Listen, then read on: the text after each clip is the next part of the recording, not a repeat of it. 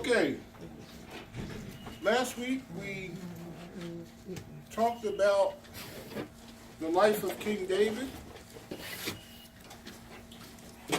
and we established that his personal relationship with the Lord was the most important thing in his life. From that quiet time in the field with the sheep, God strengthened his faith. And when predators like the bear and the lion came after the sheep to devour them, David struck them and defeated them.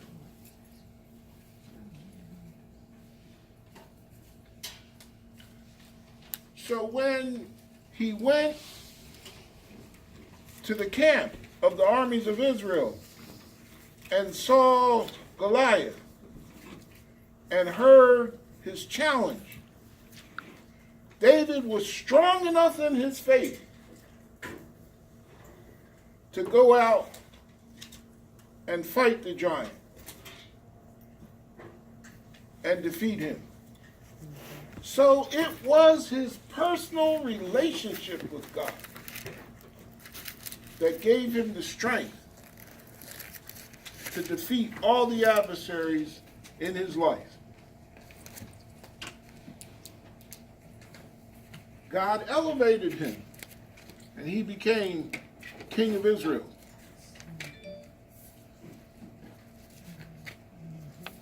And again, it was that personal relationship which brought him the victory in every situation. Your personal relationship with God is more important than anything. You've got to spend quiet time alone with the Lord, because it's in that quiet time that you will receive strength, that your ministry will grow, and that you will become all that God wants you to be. Well, I know I can say amen to that. Amen. Hallelujah. Hallelujah. Okay. So at the end of our lesson, we saw that David took the hilltop fortress called Zion, Jerusalem. He kicked the Jebusites out. Now, he was the owner, the administrator of that particular piece of real estate. In fact, he renamed it David, the city of David. And it's still called that to this day. City of David, David in Hebrew. Okay, now, as we left off, we examined the point. Whenever someone takes on a piece of real estate, whenever someone owns a house, they start fixing the house up and making it look like them. I'm amazed. I drive around and I see certain properties, and some, they're really fixed up nice. You see pretty flowers all around, landscape, and I know there's a good woman in there. She made that happen. Men garden too. Well, now, Thank you. come on now. Come on now. Come on. Come on now. All right. You garden, Brother Matthew? Oh my goodness, you kid, that's all I do all summer, play in the dirt, brother. Yes indeed. Yes indeed. Well, then I Proud of you. apologize. My word. That's okay. No offense taken. All right. But the home takes on the character of the owner. If I go in anybody's house, I can see just what that person's about. Y'all come in my house, but don't come right now. Because things are a little messed up. I got to fix it up and make it look like me. But there's some things, no, seriously, there's some things I want to see happen in that house that speak to what I enjoy, what I'm about. When you come in, you should say, oh yeah, that's Minister Bill. Yeah, that's definitely Minister Bill. But that's the home. Home takes on the personality of the owner. Okay, the city of David began to transform. Jerusalem began to take on the personality of its new owner. Hallelujah. And today we're going to see how David wanted the Lord to be in the center of his kingdom. Turn with me to 2 Samuel chapter 6.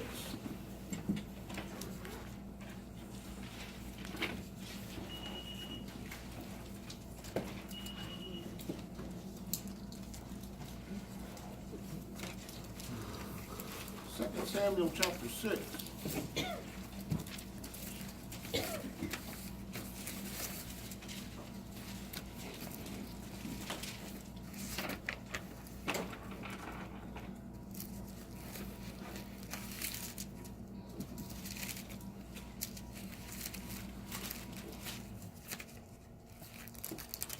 Okay, we're going to try something a little different. 2 Samuel chapter 6. We're going to read that chapter, and then we're going to go over to 1 Chronicles 13 and read that chapter. Because we want to get a whole image of what's going on here. All right, 2 Samuel chapter 6. Would anyone like to take on that reading responsibility?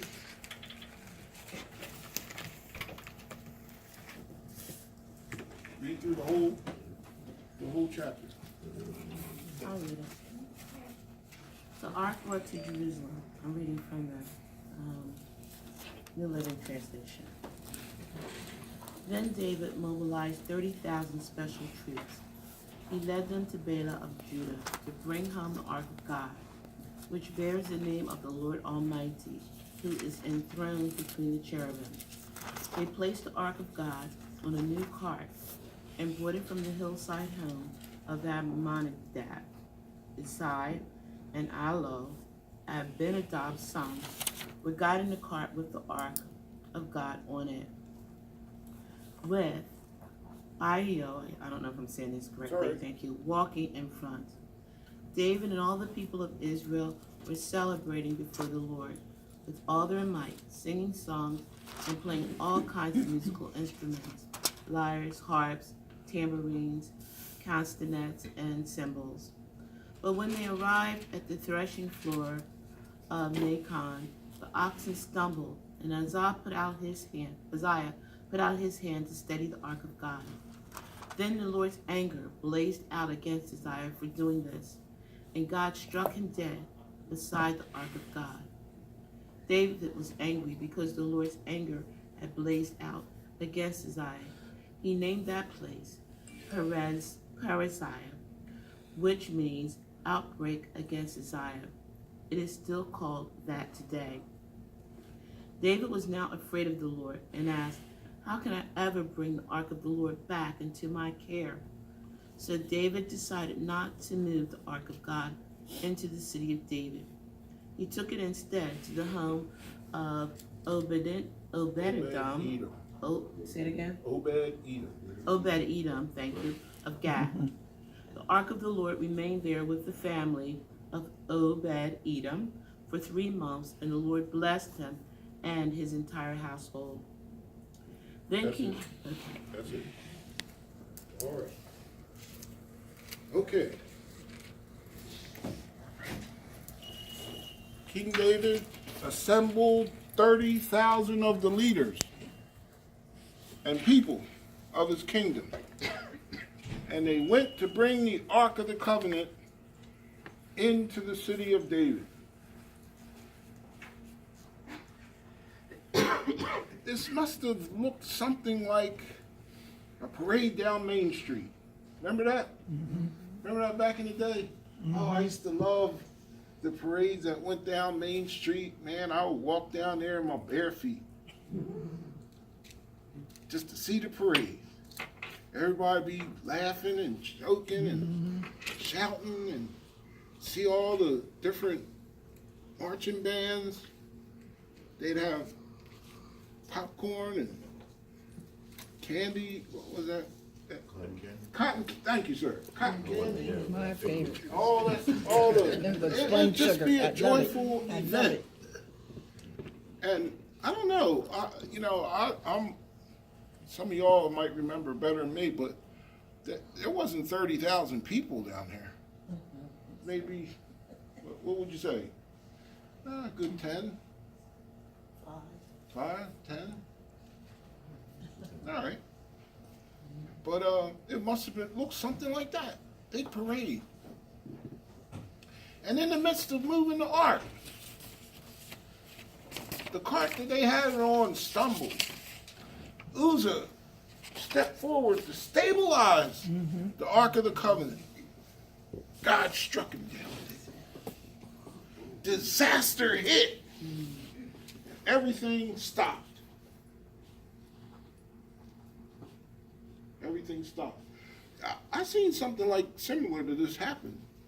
I went to a church in the 80s, and right after service, it was a wonderful service. Everybody was jovial and happy, and we walked outside the church and was gathering, getting ready to go home, and one of the senior leaders died. Right on the step. He had a heart attack, and he died. Just everything stopped. Disaster. What happened? What happened? David had a good intention. The leaders of Israel had a good intention. They hadn't seen the Ark of the Covenant in 70 years. Now they wanted to bring it into the city. Disaster hit. What went wrong? What went wrong? Test. Oh, man. He touched it. Does anybody see a problem with that? He touched it. That was his whole offense. Also, there's a few other things wrong here. All right. In order to properly understand what's going on, let's look at the Ark of the Covenant.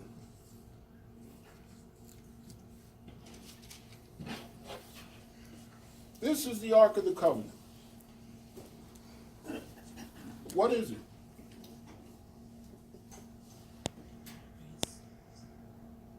It's like a chest with 2 angels on it. This pat. Oh, she gets a heart. There you go. Okay. All right. It's basically a chest, a box, with a decorative lid. 2 cherubims facing each other. The whole thing's overlaid with gold. What is inside the chest? 5 things. 5 things. What's inside the chest? Aaron's, Something about Aaron's rod. Right. All right, Aaron's rod. The Torah. The written Torah. She knows she didn't. Yeah. Presence of God. 2. Yeah. Okay. But we're trying to figure out what's The inside. objects, right. What's inside? 10 Commandments, my man. 3. So we said Aaron's rod, the written Torah, the Ten Commandments. What else?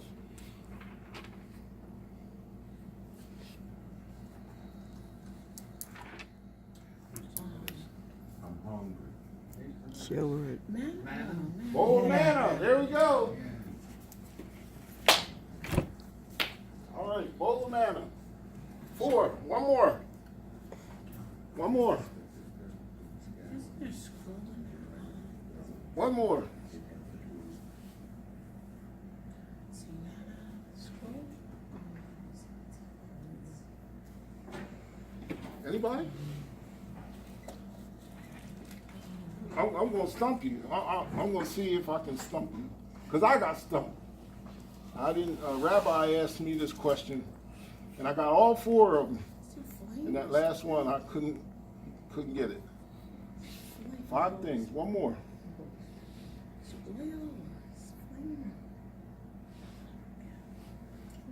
Instrument. No, not quite. Not quite. Not quite. Gold. All right. If I don't tell you, you'll miss it. Give a hint. Yeah. Tell us, Now man. give us a No hint. hint. Give us a hint. Is So we it can. something that we have also? No hint. No. Hint. Is it instrument? I'm going to tell you. Okay. Okay, because I missed it myself. And I went, oh, dang. Okay. Remember when Moses came down from the mountain Yeah. with the first set of 10 Commandments? He saw the golden calf and he threw them down, broke it, said, you're not worthy of these 10 Commandments. And they shattered because they were written on stone. Well, people picked up the fragments and they put them in the ark. So those 5 things are in the ark. Aaron's rod, Bowl of the manna. written Torah,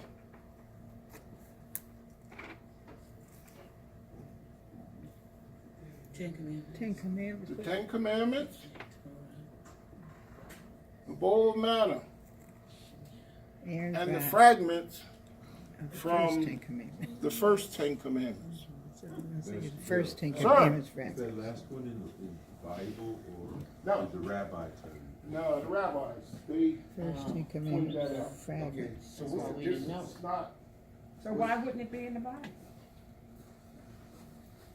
So where the second set of 10 Commandments come from? no, We had to go back. Back. okay. If you got, Man. oh, you mean the 10 Commandments are written down? The first set of 10 Commandments were written on stone. Right. When Moses came down from the mountain, he threw them down, busted up. Right, and they broke right.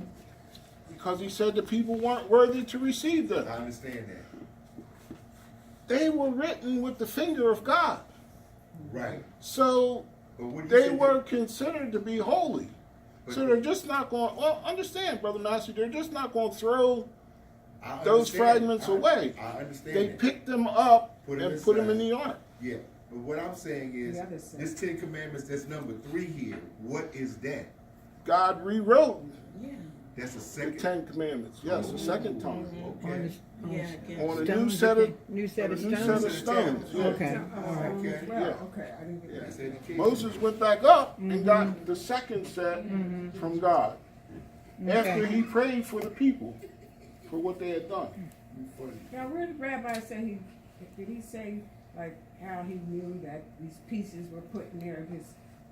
I'm just curious, because it's done, I never heard that before. You never heard it? Well, it's not in the Bible, but you have to understand. People saw these fragments as being holy I understand that. Because they were the 10 because Commandments. they were written. They were the 10 Commandments. They were written with the finger of God, and they wouldn't have just thrown them away. So they put them in the ark. Now, understand this: amongst the Jewish people, everything that's sacred or everything that's written about God, old books, old Torah scrolls, when they fall out of use, they become so old that they're no longer used in the synagogues. They're buried. They're buried. They just don't throw these things away because they have the name of God written on them. They're sacred. Okay, so you understand? Does everybody get it? All right. Ma'am. No, I just thought they would have had burnt offerings in there or something. No. You know, like leftovers or something. No. They use those on the altar. No, we'll get to that. We'll get to that real soon. Okay, so this is a box, a chest, and these items are inside. This is considered to be sacred. Part of the holiness of God. In fact, this area here, between the two cherubims, this is called the mercy seat. This is where God promised to meet the people and give them guidance and instruction. It had an eternal glow, which was the presence of the Lord. This is the throne of God here on earth. That's how the people saw it. This was the throne of God here on earth. The holiness of God, His presence. You don't just touch the throne of God. Okay, let me put it to you in other terms so you can understand. Very important. Ladies, all of you have had this happen. All right? You're walking down the street. Guy says, "Hey, mama! Oh, you sure look good there." How do you feel when they do that? Depends on who's saying it. Depends on who's saying it. Oh, wow. Not even who is. If you an ugly chick, you feeling good. Oh, man, come on. No, Brother Massey, no. No, come on. Really? Yeah. I always thought y'all didn't like that. I mean, it depends on who said it too. Yeah. If it's your husband, you know. See, that's kind of back in the day thing. People don't do that. Yeah. Right. Oh, they still do it. Oh, They still do it. maybe I missed. Yeah. Maybe I need to get out more. Maybe I need to get out more. All right. No, because we're not out there walking. Right. Everybody's saying that they Corner. But sometimes we are out there. All right. But you, Might say it in the market. I always thought a woman didn't like that because they felt disrespected. Well, this, Well, well, it It is. It is, but It it is. still depends Yeah. on who says Depends it. on who you are. All right. All right, let me give you another. moving right along. Let me tell you a story. Oh. One time when I was teenager, we used to play basketball all day long. We'd have a half gallon of juice or water. We'd just be playing basketball all day long. I came home, sat down at the kitchen table, looked at my mom, and I said, "I'm hungry. What we having for dinner?" And what did your mother say? My mom gave me a look that I will never forget. Right? She said, "Boy, you don't act like you have some sense. Show the proper respect. You gonna go to bed hungry." So I straightened up. I said, "Excuse me, Mom, what can we have for dinner tonight, please?" She said, "That's better." Respect! Respect! Got to show respect. Got to show respect. Men should show respect to women, Sure, No doubt. sure. and young people should show respect to their parents. You don't just go saying stuff That's right. or demanding things. David and his men did the wrong thing. They touched what was sacred. They didn't show God the proper respect. Remember something. God is holy. There's no sin in him. He's never told a lie. He's never committed adultery.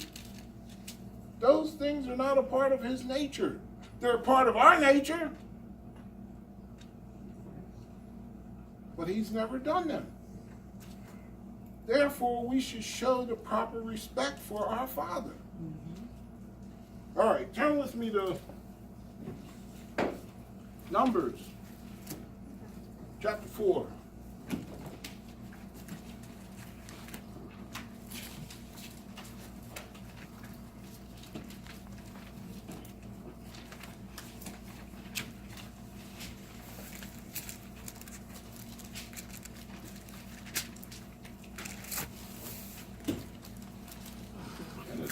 Exodus, Leviticus, Numbers, chapter 4.